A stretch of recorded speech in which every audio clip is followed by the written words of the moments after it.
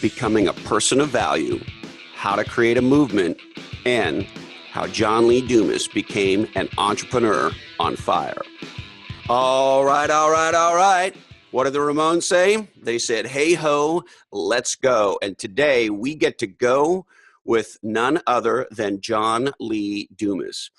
And, if our mission is to help incite, empower, induce, tickle the ivories of people so that they get fired up to go design a legendary business and a legendary life, then today's guest is about as perfect as a guest could be. His name is John Lee Dumas, or JLD for short. And he's a legend in the podcast world. You probably know who he is. He's created an extraordinary community. He served our country, the United States, as a commissioned officer in the Army. And after a 13-month tour of duty in Iraq as a tank platoon leader and a total of 8 years in the Army, John retired. After he got out of the Army, he tried a number of things, including law school. I don't know what the fuck law school is. Law school. And a number of other things. And he finally made his place in the world. And I believe John is a great example of personal category design.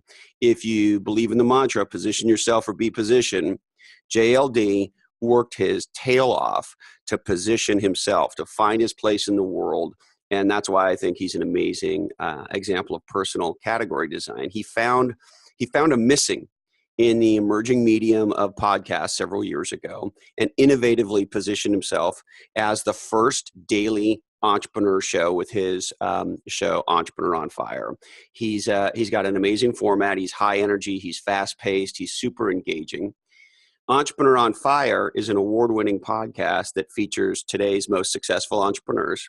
JLD has grown the business into a multi-million-dollar a year business. He's interviewed over 1,500 entrepreneurs, and he has over 1.5 million monthly downloads or listeners to Entrepreneur on Fire, or EO Fire for short. He's the author of the Freedom Journal and the Mastery Journal, two of the most funded campaigns yet on Kickstarter. His website, eofire.com, is one of the most popular websites out there with business leaders. And he's got a new book coming out soon called How to Finally Win, Create Your Dream Life One Step at a Time. He's done podcasts with Tony Robbins, Seth Godin, Gary Vaynerchuk, and Barbara Cochran, and Tim Ferriss. And now the legendary JLD is on Legends and Losers. So JLD, tell me something legendary. You know what's legendary? Adding value on a consistent basis. And Chris, seeing you do that, me being able to do that, it's just legendary. Now, it's funny. I know you're deeply motivated by that. Why do you think building your business, I don't know, you tell me, it looks like you built your life around trying to figure out how to add value. Why is that so important? Because I really spent the first, I kind of want to say 4 years of my professional life, what I would consider adding value. I was an officer in the U.S. Army. I was in war. I was an armor platoon leader in charge of 4 tanks and 16 men in Iraq, like battle rattle, going to business. And I felt like I was really adding value to the world during that period of my life. And then 26 to 32 years old, kind of flipped on his head. I was kind of then chasing the almighty dollar, and I was going to law school for the wrong reasons, in corporate finance with John Hancock in a cubicle for the wrong reasons, being a commercial real estate broker for the wrong reasons, and just not enjoying life, not being successful. And then, I found this Albert Einstein quote that said, try not to be a person of success, but rather a person of value. And Chris, it was literally like somebody backslapped me, and they were just like, hello, you've been trying to be a person of success your whole life, and look what's happened. Like, these last 6 years have been a disaster, both career and financially and all these different things. Maybe this Albert Einstein guy knows something. And maybe he's not stupid. He might not be stupid. So why not try to become a person of value? And that's what I did from that day forward. I said, how can I just become a person of value first? And, if success comes, it'll come through that. If it doesn't, at least I'm adding value. And that's really been my mentality now for the last 5 years. And I was checking out, I think it was an interview with you in Forbes, and you were talking about finding your place in the world.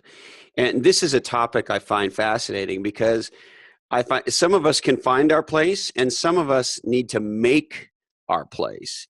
And you look like somebody who made your place. But tell me. I definitely made my place. That would be what I would say of those two, because, I kind of feel like at 32 years old, which is when I launched Entrepreneur on Fire, like my idea, my concept, and my skill level was like this ugly granite boulder with like no shape. And I had to literally just take a pick and just a hammer and just carve out, what turned out to be Entrepreneur on Fire, what turned out to be me, JLD, and just figured out along the way. Because man, I believe in the quote so truly that every master was a disaster. And I love that expression you I use. think I could be a pretty good podcaster now, but this is 1,700 episodes later. Like, not a good podcast host. Episode 17, episode 170. Like, I had to put in the time. I had to chisel away everything that I was bad at, which was so When would you say you became a great podcast host? hard to say. I think I'm still evolving as a podcaster. Like, there'll be times when, like, I'll finish a day of interviews and I'll be like, wow, that was next level. Like, I'll feel like I've taken a step forward. But, so is life. And then a month later, I'll be like, man, that was just not a great day of interviews for any number. Like, I just couldn't get in my swing. And that's life. You look at Tiger But a Woods. lot of some of it's the guest too, right? Like one of the things I remember figuring this out pretty early on. I remember coming off of one that wasn't that great, and I had nothing but what I thought were magical dialogues before that. And I came down out of my studio and I said to my wife, Carrie, I said, man, the guest really fucking matters. It does, but at the same time, I like to take some onus, because when I'm doing 15 interviews in one day, which is what I do, and I feel like the whole day was bad, like I got to own some of that. So, I have the ups, I have the downs. It took me, I'd say over 500 episodes before I really feel like I became a good, competent podcast host. Yeah. Now, two words that you use a lot there in your first two books, if I'm not mistaken: mastery and freedom. Yeah. Tell me about why those are big words for you. Well, I really believe, and this is something that can be kind of controversial for some people because I don't have kids. So when I kind of go down this road, it's a little touchy subject, but we'll see. But you said nothing's off top, off the No, table. no, not at all. But everybody that's a parent, you ask them, why do you do what you do? Oh, my kids. Like, I do it for my kids. I want to spend more time with my kids. I want to do it. All of that's true, and 100% I get it. Like, that's what it means to be a parent. Got it. But when you really start kind of digging deeper into what not just parents, but like every person wants, and this is kind of what I've experienced and what I've uncovered, is what people really are saying is they want freedom. They want freedom to choose to spend more time with their kids, or to choose to not spend more time with their kids because maybe they spend a lot of time with their kids. So now they can just kind of go off and do something they want to, like go play around a golf or fill in the blank. They want that freedom to be able to do what they want to do when they want to do it. And so for me, that word freedom has always jumped out as something that I've strived for, being an officer in the U.S. Army and seeing what it's like to live in a country that has no freedom, Iraq, opposed to the country of the United States, where we're just born and raised with it. So, it's entitled. We just assume that everybody has it, which it doesn't. To see what it's like when that's taken away, that's where the word freedom came. And I just wanted to really create something that I thought could help other people achieve the kind of financial, location, and just day freedom that I've been able to achieve. Do you find that some people confuse money and freedom? Like that money is sort of the end? Because I look at it and go, money allows for choices, and the more choices you have, the more free you can be. And so for me, money is a means to an end. But a lot of the discussion in entrepreneurship and business, it can feel like money is the end. Yeah, it's a great point. And there's actually a book on one of my recent guests that I'm in the middle of reading right now, which really addresses this topic very in-depthly. And it's called Coined, COI. Coined. Yeah. The author's first name is Kabir. I can't remember his last name right now. But it's a great book on this topic. And it's so interesting because, a lot of people just say, I'm going to work so hard to amass so much money so that when I retire or when I can walk away, now I'm free. Now I can do whatever I want to do. Well, the reality is you can have both. Like, I've interviewed people on Entrepreneur on Fire, which is one reason why I love doing a daily show, because I can interview this wide breadth of people from, the Tony Robbins, who's billionaire, all the way down to, somebody that's making $2,000 a month, but they live in Billings, Montana. They paid off their trailer home, which they love, and they're happy as a clam, and Yeah. more money than they need, and they couldn't be more thrilled, and they're free to do exactly what they want, making $2,000 a month, and they got plenty left over at the end of the month to put in the bank and to invest. So, like, that correlation is not direct. And I think it's something that people really need to understand. What is your definition of freedom? What does that look like? Now let's figure out how can we do that, and how can we live that now, today? Yeah. Now, do you have a Guinness Book World Record yet for the person who's interviewed the most entrepreneurs ever? Every time I go home, Dad's like, "Have you called Guinness yet? Like, you need to call Guinness Right? in the Guinness World Book of Records." And honestly, I need to. I have, because I have no idea what that number is. Well, and you have documented proof. Proof. I don't know what the actual number is that I'd have to accomplish to get in the Guinness World Book of Records, but I mean that's just a no-brainer to throw in an intro. And John Lee Dumas holds the Guinness World Book of Records for most entrepreneurs interviewed. Yeah, I think that would be fun. I recently, just as a side note, ended up sort of not realizing I was participating in a world record when I went and did the paddle out for Jack O'Neill. Hmm. So Jack O'Neill, the inventor of the wetsuit, lives here in Santa Cruz, and of course he just passed away. I think he was in his early 90s, and about 3,000 people paddled out. So when a surfer dies, you probably know this. We do a ceremony out in the water. So I don't know if that means I'm a world record holder, but I was certainly there when it happened. Well, I'm also in the Guinness World Book of Records, but for a different reason. Back in 2014 at the World Domination Summit, they wanted to set a world record because there was 3,000 people there as well. Interesting number. And what we did was we all had to go out on inner tubes and connect. So we're all in the Guinness World Book of Records for the longest connected, line of humans. So pretty lame that Guinness lets things like that in the book, but I'm in. Yeah, I love it. Now, you've got a new book coming out called, if I'm not mistaken, How Do I Finally Win? Is that right? How to finally How win. to Finally Win. And a lot of people have wanted you to write a book for a long time. So I guess, A, why now? And B, can you give me a sneak peek inside the book? Sure. So, why now is because I didn't have a book in me until now. Honestly, and I wasn't going to force one out because, I really have prided myself in having a good finger on my audience's pulse, and asking my listeners, Fire Nation, saying, guys, what are you struggling with right now? And then listening to their struggles and then providing them the solution. Back in 2013, that was launching Podcasters Paradise, which has done over $4 million in revenue. That worked pretty well. Then it was launching a webinar course. Then it was launching the Freedom Journal, which became the most funded journal of all time on Kickstarter, 453K in 33 days. And to this day is still doing $30,000 a month. The Mastery Journal then was my next project. That was 285K in 33 days.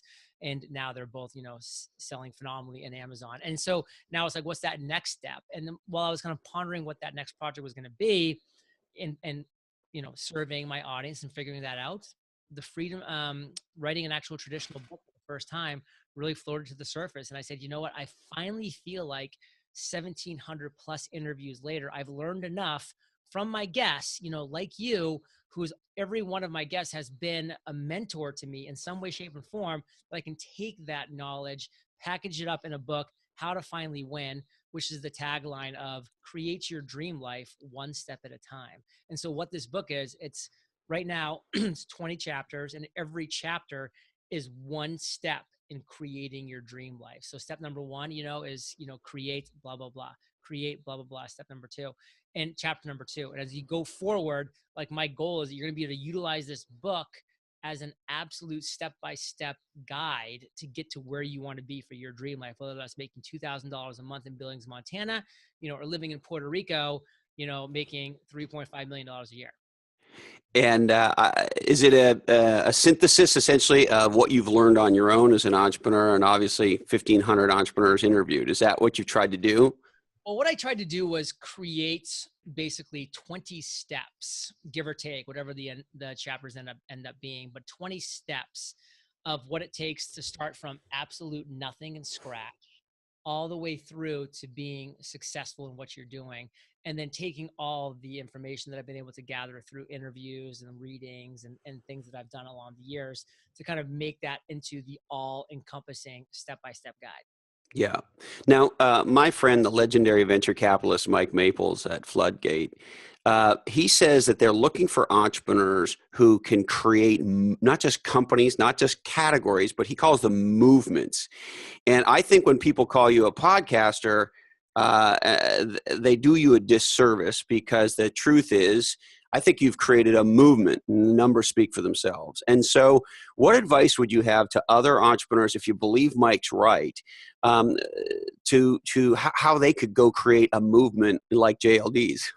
So a movement starts with one person. And that's where I think a lot of people make the mistake of looking at my audience or your audience or Tim Ferriss's audience and saying, wow, like they have so many followers, fans, listeners, like I need to, I need to get 400 likes on my first ever Facebook post. Like that's not how an audience is built. It's built one person at a time. So when I first launched my podcast, I literally had 29 downloads on the first day.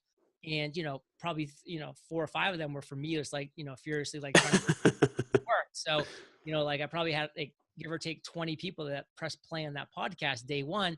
And, and it just grew slowly and steadily from that point. And, the reality And is, did it require patience? Like, are you like a lot of entrepreneurs where you're like hitting refresh on the analytics to see if there's more numbers coming in? And did you go through that phase?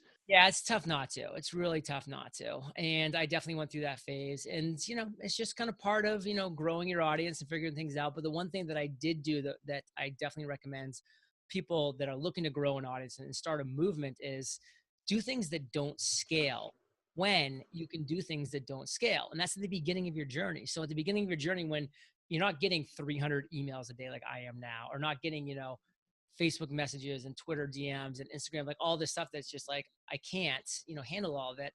But when you can, day one, that's when you do things that don't scale, by having the one-on-one conversations, by interviewing, by actually getting on a phone call with one of your listeners and saying, hey, I just want to like, thank you for listening. To be honest, like I'm just getting things going and this is great. I'd love to know, like, what are you struggling with right now? And like starting to understand who your audience is, where they're coming from, by the way, so that you can start to amplify where people are coming from in a good way, kind of pour some fuel on that fire. And then, maybe disprove some myths that you have in yourself about, hey, I think that a lot of people are coming to listen to me through Facebook. But if you start to find out that nobody's that you're talking to is coming at you from Facebook, maybe you can stop spending more time there and in the areas that are working. So take it one person at a time, value every one of your listeners, let that one turn into 2, 4, 8. And before you know it, I have 1.5 million listens, and it feels like it happened quick, but it was 5 years of hard work. I love it. And before we wrap, you love the expression value bombs, which I think is really fun. Any value bomb you want to leave? I do love that value bomb I shared about with Albert Einstein. So I kind of want to reiterate that, which is like, try not to become a person of success, but rather a person of value. And I believe that. And if you can take that away from this chat, then I think you're going to be going a long way. And, something else that I would say that I think a lot of people struggle with when they start is that they can't see the finish line, and that freaks them out. They're like, well, I can't start till all the lights are green. Well, take it from Martin Luther King, great quote. You don't have to see the full staircase to take that first step. Like, just take that first step, because then the clouds are going to part just a little bit, enough to see that second step and that third. And then before you know it, you're 10, 15 up on the platform. You're like, how did I get here? You got there one step at a time, one step at a time. It's funny. We recently had Eric Weinmeier, the legendary extreme adventure athlete who summited the 7 summits, including, of course, Everest, and solo kayak the Grand Canyon, and he happens to be blind. And, he said the same thing. He said, when you are shitting yourself on a mountain, what there is to do is take one step at a time. One step. Excellent. Anything else, John? No, brother, this has been a joy. I love the value bombs you dropped on EO Fire. So I'd recommend anybody to check out that episode where you shared your worst moments. From that, you shared your aha moment, one of the greatest ideas you've had to date, and how you turned that idea into success. So definitely check that out. Well, thanks for having me on, and thanks so much for being on Legends and Losers, and I look forward to chatting with you again soon, JLD. It was a blast. Be legendary, my friend, as I know you will be. Peace. Whew. There he is. Amazing. So stoked to have JLD on the show. And I know you got a big kick out of him. And we're getting into some of his value bombs, which is such a great phrase. If you like this episode, you'll love episode 41 with legendary millennial entrepreneurs Manny Vaya from 2000books.com, Connor Gillivan from freeup.com, and Hector Santiesteban, the founder of millennialskills.com. We have some shout outs today. We'd like to say thank you to Phil Newton for his incredible love note on Facebook. We had a really fun exchange a few days back, and we were swapping stories about dinosaurs. He has what, I don't know if it's technically like a miniature parrot, but he sent me a picture of it. He lives in Liverpool, and it's a pretty little green thing, and it looks like a toy. It's like a tiny toy parrot, but it's the real deal. Anyway, we had a lot of fun, and he had some very laudatory things to say about legends and losers. So, Phil, it's great to hear from you, and welcome to the team. Allie Oliver Burns for saying that she, quote, loves legends and losers. And she's been sharing the shit out of episode 28 with Sally Halderson from 800 CEO Read, one of our favorite people. Great episode. She's a leader in the business book area, and we have a great discussion. And also wanted to shout out to Patrick Grady of the legendary Sequoia. He's a partner there. He was a guest on episode 51 with his partner, Matt Miller, and he was kind enough to give us an extraordinary laudatory review on iTunes. All right, you can check us out and subscribe on legendsandlosers.com, iTunes, Stitcher, or YouTube. We always love your reviews. Remember, those reviews drive algorithms, and those algorithms drive listeners, and we're trying to get the word out. You can find us on facebook.com/groups/legends and losers. And if you join the group and you have legendary shit to post, by all means, post away. You can find us on Twitter @legendslosers, and our email, blackhole@legendsandlosers.com. We would like to thank Equity Directory, connecting startups to the talent and resources they need to build legendary businesses. The instant classic from our friends at HarperCollins, Play Bigger: How Pirates, Dreamers, and Innovators Create and Dominate Markets. OneLifeFullyLive.org, the nonprofit that empowers you to dream, plan, and live your best life. NetSuite, #1 in cloud ERP. I'm on tour with NetSuite. For more information, go to legendsandlosers.com and click on NetSuite Tour to get dates and your VIP invitation. The incredible book, Disrupting Digital Business, by our friend and guest, Ray Wong. Great book. Got to read it. MSF, or Doctors Without Borders. You send us a donation, and we help the people in the worst parts of our world. Myotechnology in San Jose, California. Mixed Method Recovery with Manny the Mechanic and his team. This is the way to get your body tuned up and fixed up at myotechnology.com. The incredible smash hit podcast for entrepreneurs, Entrepreneur on Fire, by our guest, JLD. Check it out and subscribe. The World Wildlife Fund. Never forget, animals are people too. Interview Valet, the leading podcast interview marketing agency in the world, and the exclusive booking agency for me on podcasts. And our dear friends at Pursuing Results. They produce legendary podcasts, and this one. Today's information is provided to you solely for informational purposes. This oddcast is the sole property of the Legends and Losers Oddcast Network, and we'd love it if you share the shit out of it. Warning, if you're still listening, remember this podcast was produced in a studio that does contain nuts. Legends and Losers may also contain forward-looking statements, backward-looking statements, and present moment-looking statements. Regardless of the statements, pay attention to them at your own risk. We'd like to remind you to support your local entrepreneurs. Don't be lame. Get out of the passing lane. As always, thank you, Dandy Candy. Remember that this oddcast is never tested on GMOs. Please tell 2 friends you love about 2 podcasts you love. Always shower in the nude. And hey, Colin, this oddcast really ties the room together, doesn't it? All right. Our deepest apologies today go out to Kimberly Kardashian. Sorry, Kimmy. We just ran out of time for you. That's it. We'll see you again soon on another episode of Legends and Losers.